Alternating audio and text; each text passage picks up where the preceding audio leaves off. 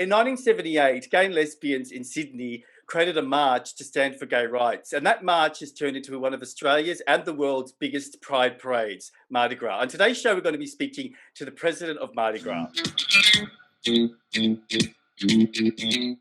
Hi, this is Joey Buzzatall, and welcome to the Secret Men's Business Podcast. So today's show, we're going to be speaking to Albert Kruger, who is the president of Mardi Gras, and he's going to be talking to us about the evolution of Mardi Gras and 2021. Albert, how are you? Hi, Joe. Thank you very much for having me. No, thank you. Is it an exciting time that now we're leading up to summer? Like, do you feel that the Mardi Gras vibe is starting to take off? Oh, most definitely. Of course, with this new concept of, Mardi Gras taking place at the SCG is super exciting. The whole office is buzzing. We know what we're working towards finally. So we've got direction, and we're feeling the love from the community as well, which is so heartwarming. That's good. How did that sort of concept come up? Because I was doing some research this morning, and I saw like a mock picture of what it may look like. It looked really cool. So did someone was that an organic sort of direction, or did you have to think about different ways because of COVID? Of course, I think that's the biggest thing that we always want our community to know is that we don't take these decisions lightly, and it's not just this light bulb moment where we're like, we're just going to do this. Intense amount of hours was spent on the different ways that we could possibly host a Mardi Gras, and it was never an option for us to just say we're canceling it. We've never canceled it in 42 years. Yeah. So we really had to think about exactly how we would be able to put something to the New South Wales Health Department that we knew they would actually approve. And also that we would confidently be able to say that whoever then does come to this event, we are COVID safe, and we've taken everybody's safety, at the utmost concern with regard to it. So it has been months and months of planning, months and months of understanding how a possible parade could take place on Oxford Street, and if at all possible, how would you track and trace? How would you make sure that people physically distance? And, we've just kept coming back to this SCG format, which, we're very lucky that, New South Wales Health has actually supported, and we now have a firm plan. Yeah, I mean, I actually love it. It's. I've been in a few Mardi Gras parades, and I love the fact that I know that this is not going to be a float-based parade, but more about people, more about puppetry and all that. But like one of the things I remember was such a long walk, so it sort of makes a lot of sense that everyone can see. I actually quite love the concept. Do you think beyond COVID, do you think that it will stay in place? Do you think it's going to be the new evolution of Mardi Gras, or is it just a solution for now? This is 100% a once-off COVID reaction. Okay. Mardi Gras is, our home is Oxford Street, and we will return to Oxford Street in our full glory, in 2022, all things being equal. But yes, we most definitely will consider potentially understanding how we could potentially also integrate this kind of format in a future, layout. But of course, there's a number of considerations that we need to take into consideration, and a lot of consultation with our community before we make such a grand gesture in terms of changing it. This has never been something for Mardi Gras to consider taking forward at all. But if we see it works well and we're getting good response from our community, we may understand how we could also include that kind of format at the end of the parade, perhaps. Who knows? But at this point in time, it's not on the cards for us to stay at the SCG now. Yeah. I mean, it is pretty good that you worked so quickly, even though you said it took months, but it's a lot of organizations are still trying to navigate, but you guys sort of did it really well, and bang, here we are. So can we just, I guess, learn a little bit about you? So how did you come across the role that you're now taking, and what is your, I guess, your connection or your meaning of Mardi Gras? So I actually didn't know that there was a role of CEO in existence before I found this position on LinkedIn, believe it or not. And when I saw it, I instantly thought, I'd love to do that.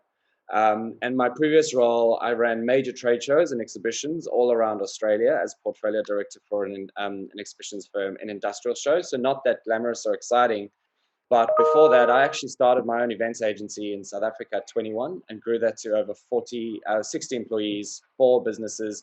So I've always been in events. I've always been entrepreneurial. I've, been CEO of my own organization as well.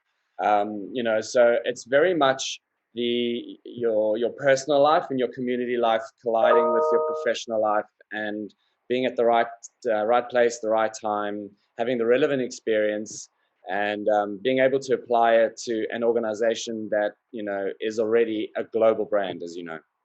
So I guess because you saw it on LinkedIn and you applied, like, do you think it represents like a dream job for you? Like, because we sort of see the finished results, and you've just mentioned all the work. I mean, like, I know a tiny little bit when I did the parades how much detail goes into it. So for you, has it been a good transition, or has it been a learning curve for you? Oh, that's a fantastic question. So I can wholeheartedly tell you that this is a dream job. It's 100% something that I never thought myself would actually be able to do. I mean, my first Mardi Gras was 10 years ago. I traveled from South Africa to come to a Mardi Gras, right? Fantastic. And I remember very clearly, and told this story so many times, how emotionally moved I was at my first parade. Mm. And now, sitting in this seat, I don't think our community understands how much work goes into it. Our event brings this city to a standstill. Yeah. We have anti-terrorism, we have hostile vehicle mitigation, we have massive risk mitigation plans, because we need to always ensure that we guarantee the safety of anybody that is either marching or watching from the street side. Yeah. It's 100% an honor to serve as the CEO of Mardi Gras, because our community is so diverse. We're such great people, and we all strive for equality, and, we're constantly fighting social justice issues. And this way, I can honestly say I'm playing a very small role in contributing to what is already a very vibrant and energetic community, which is Yeah. such a great job. I'm getting goosebumps. I love that energy. I mean, has there been anything in particular that you've been really humbled by or surprised by? Like, because sometimes when we go into a situation, like, I mean, I was saying to you before we went live, like, I'm humbled that you've actually come on this podcast to talk to me. So I feel this buzz because I'm talking to you. So for you, who is overseeing this big festival that brings in lots of money and brings people together, what have you experienced anything that's humbled you or surprised you? I think when you walk into a job, you read through a job description and you sort of think you have an idea of what the job really is. Mm, I don't think any amount of interviews or information fed my way in terms of what this job was would have really been able to prepare me. right. What's humbled me is how many community organizations Mardi Gras touches and supports. And what's also humbled me as well is those community organizations coming to Mardi Gras for our grants programs, and us rolling out great grants programs to assist and help these organizations all year round. Hmm. And so that's why this new vision of Mardi Gras, our new slogan is more than a party, because we need to be always on all year round and work with these organizations all year round and continue to do the good work. We've always been really cyclical in terms of coming alive in October when we start selling tickets, and then after the March parade has come and gone and laneway, then it's sort of we die, and we sort of wither away, and then we start working on the next festival, which is no longer the remit of Mardi Gras. We are going to be here all year round. Mm, We're reviving and bringing back amazing brands that everybody loved in the history of Mardi Gras, which is also quite exciting. And we also taking specific events and signature events, and we're morphing them into whole new experiences to breathe life into this organization and how we are interacting with our community. And that means we signing great memorandums of understanding with community organizations such as ACON, and building out on what we're doing from that perspective, or Beyond Blue with mental health concerns. We're looking at maybe Trans Pride Australia as another group of people that we'd love to work with more closely and support these organizations with their events, mm. because we know we're the biggest pride movement in the world, which I didn't know before I Yeah. started. We're the only nighttime curated parade in the world. We're the only parade in the world where there are way more spectators watching on the march than the actual people marching. Wow. And so there's a massive responsibility, and our digital reach touches in the billions. Just our announcement this year announcing that we're going ahead, Mm. We broke the record of the 40th anniversary announcement of Sure this year. It Wow. gives you an understanding of the immense power and the reach of our organization, and using that responsibly to get the right messages across to support is Mm. humbling. It's humbling to see guys like 2010 and Minus 18 working with our youth. It's so humbling to know that we're supporting these organizations that are doing immensely good work. And that is what we're here to do, create that platform and give them that profile. That's so cool. Like, and I don't know, I can't remember exactly, but the theme is a theme rise. Guys, yeah. Yeah. So, can you explain to us what that theme is sort of based around and what it's the meaning behind it? So I'm not sure if you remember this year in season 2020, the theme was What Matters. And Hmm. so the community really came out in full fledged and told us what mattered to them. And so this is a continuation of that theme in terms of us now rising together, rising to the occasion of. And you'll see a lot of our new marketing and collateral that's coming out around the festival is Together We Rise For. And then, people can then start inserting what they rise for. And it's really our community standing together, rising above COVID, rising to the challenge, and really taking it head on, and making something really special, and getting as many people as we can in this SCG. But what that also means is we're also including all of our venues and partners and pubs and clubs and bars under their COVID safe plans, and extending viewing parties, as far and wide as possible, even Australia wide, Mm. so that we have everybody rising and coming out of their homes, coming out of, quarantine, and getting that human interaction that we've all been craving so badly. I think you've just totally convinced me to come. Like, I wasn't planning to come, but you've totally sold me. So yeah, I'm thinking of coming now. Can we just go back to what you were saying earlier about mental health? Because the Secret Men's Business podcast is a men's mental health support Yeah. group. So with your experience and I guess exposure, what do you think are some of the mental health issues that gay men and trans men are facing in 2020, 2021? What are some of the things that you may have noticed or heard about from Beyond Blue or other organizations? So we know that suicide rates have gone up with at least 200% in quarantine times, and this is something that we are really seriously disturbed about. Drug and alcohol abuse is on the up. Domestic violence as well is on the up. So for anybody who is a single person, single man or trans man, quarantined at home alone, don't have that support network and friends and the social environments for them to get together. And that is also one of the reasons why it's so important for Mardi Gras to actually host a form of event in 2021, because we don't have those human interactions. Mm. And for our mental health and well-being, we need stimulation, we need human interaction. And we've spent so much time on video calls and Zoom calls and watching all of these podcasts, etc. But at the end of the day, We want contact. the contact of people, giving them a hug, is something that I personally miss, because of course I'm not someone that can be cooped up at home alone either. And so I think that's the biggest thing that our community is facing right now, is that isolation, and the interaction and the support, and Mm. just someone to speak to generally, and someone to ask you, are you okay? Yeah. How are you coping?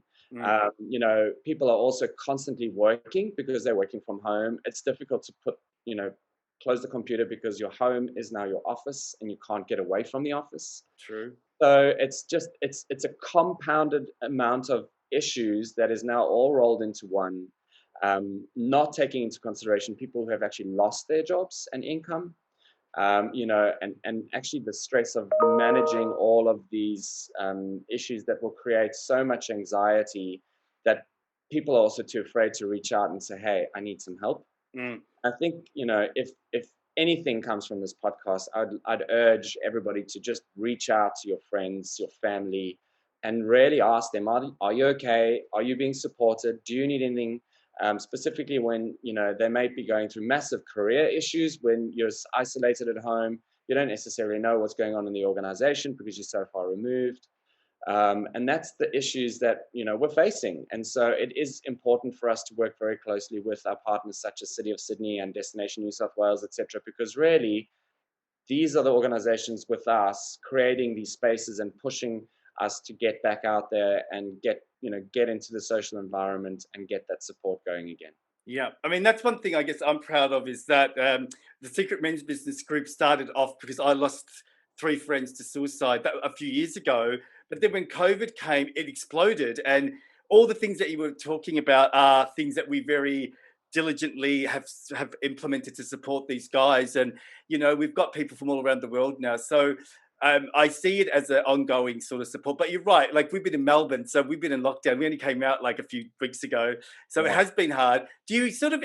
I know that your job is not to look at mental health like in a big way, but do you see any solutions to helping us to connect more with some of those things? Because sometimes a lot of people do turn around and say that we are a community, but we're a bit fragmented because people don't really connect. And I really try and push that thing that don't judge, don't label. This is be a community. So, what do you see as a step forward to helping people, male or female, to connect?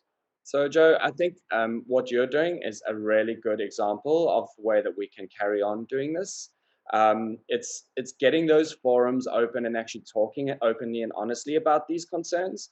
Mental health is a massive concern and a focus for Mardi Gras, and of course, that's why we've aligned with organizations such as Beyond Blue and ACON from that perspective. We need to ensure that we are building and constantly building these checks and balances and safety nets for our community. And that is the responsibility of organizations such as ours to ensure that we're supporting podcasts like yourself, to get the message out there and push it through our channels so that people know there is actually something out there for them and they can reach out to something. And there is a number of really fantastic programs that is currently, circulating in our community. And it's our responsibility to ensure that people know that you guys exist. Yeah, I That is agree. the focus of Mardi Gras. It's not for us. It's not for us just to arrange a festival where people can go and party. It's not about that. It's about the organization meaningfully and authentically connecting to community and getting the support to the people that is necessary.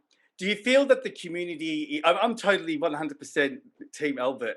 Do you feel the community is supporting you in regards to seeing, the inclusion and the connection of everyone? Like, so, what I'm trying. Like, I think again in the past there's been separate groups, and I really am hoping and dreaming for this place where everyone just comes together and just accepts each other.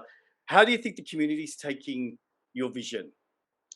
I think change is always difficult. Doesn't matter, what change it is, if it's for the better or for the worse. People don't like change. I think one of the most sobering moments for me was when I was announced as the CEO of Mardi Gras. People were asking me, "How are you CEO of a party?" And so, it's Mardi Gras' responsibility now to reestablish our purpose and our vision, and what we're offering to our community from a value point of view. And at the end of the day, the community is very fragmented. It is, and everybody is expecting different things from us. And that is why we need to reestablish our purpose and communicate that very, very clearly so people can get on board with that. Yeah. Because we can't be everything to everyone. It's physically impossible. Mm-hmm. And so really what we need to do is get the broader buy-in of our community to understand this is why Mardi Gras is here. We are a platform to profile and support our community all year round. And in some ways, well, there needs to be an evolution, doesn't there? Like we have to let go of the old, I'm not saying that there are old people, but there's old ways. And I think in this moment, we've got to sort of stand in a new place. Like, in our group, our group is all about self-acceptance, and we try to get rid of all the old stereotypes and the old beliefs that men would have. So I know you're busy and I want to let you go. So the last question would be, what would be a final message you want to pass on to the LGBTQI community about, I guess, anything, Mardi Gras, the parade, or the hope of the future? What's your message to the community? I think Mardi Gras is the oldest LGBTQ plus community event in Australia. We are 43 next year, Wow. and when you take into consideration a 43-year organization with all that history and all the injustices that have happened and taken place to our community, it's going to take time for Mardi Gras to get to where we want it to be. But at the end of the day, if we can all come together for a common purpose and a common goal, and we work toward the same outcome, we'll get amazing results. Our community is only strong if we stand together. Wow. If we're attacking each other and coming at each other with no results or no intended outcome, or that's the thing that I just would want our community to really understand, is stop pushing each other into directions rather than open dialogue. Talk to us, let's see how we can work together rather than push each other out of the way. Yeah. And after 42 years, it's going to take time for this big ship to change its course, but we're willing to do it with our community and with the support of it, and we welcome them. I mean, I have an open door policy for anybody to always just come and chat to me, drop me an email, if you have any concerns, and let's address it together. Because a lot of the time, people don't understand the background context or the issues that we as an organization face with all these magnificent ideas. Yeah. So. Albert, thank you so much for spending some time with us, and it's been a great interview. Thank you again. I'm really excited. So as soon as I hang up, I'm going to book my air ticket. So I wish you all the best, and hopefully our paths will cross again. And keep doing the great job that you're doing. Thank you so much, Joe. Thanks for having me. That's okay. You've been listening to the Secret Men's Business podcast. Don't forget the podcasts are out on Monday and Thursday. Now, don't forget to hit the subscribe button and the like button so you get notified. Look, guys, have a great week and we'll see you soon. Bye.